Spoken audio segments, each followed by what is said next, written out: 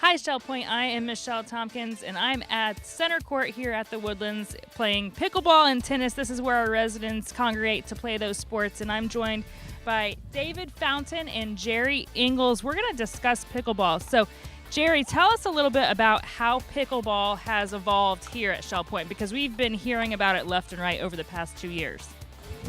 Before you came here, we had one court. And initially we had maybe 3 or 4 people show up, and then it grew to 6 or 8. And eventually it was like 16 or 18 people for one court. It wasn't working well because most people spent half the morning sitting down. So we pushed and pushed to get more courts made. Center Court came along, we asked for 4 and got 4. Much, much better situation. So since the sport is becoming increasingly popular here at Shell Point, a lot of people want to play.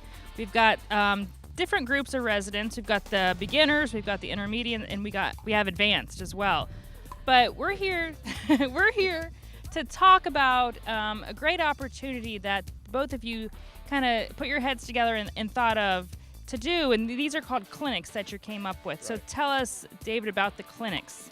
I attended some clinics at another forum, and I wanted to share some tips that I picked up for people. And I mentioned this to Jerry, and he said, "Sure, let's see what we can do for instructing these people." And so we set up some clinics, basically 3. We just call them 101, 102, and then Advanced Beginner. 101 is for those people who just want to find out about the game. In fact, one of the things I tell them, if they come, they may find out they don't like it. We'd love to see them participate. It's good activity and all that. But there's no requirement, that you have to obligate yourself beyond that. So that first clinic, we talk about the rules. Everybody, even when you play a card game or drive a car, there are some rules. So we try to go down with that. We talk about safety. Then we get into some basic strokes, the serves, return a serve, and things like that. The unique thing about pickleball is the scoring system, so we address that. But that's the whole idea. Come out and find out. And in 101, just so everybody knows, they don't need much. We have paddles.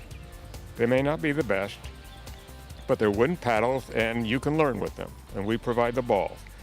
All that I would ask is that they bring some desire.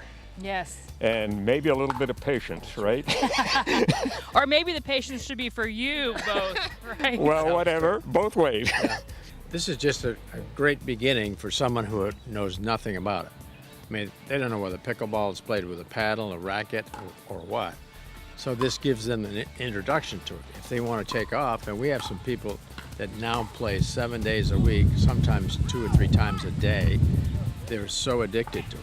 There is one other thing that I would ask people to bring to the pickleball court when they're first starting, and that's proper shoes. Correct.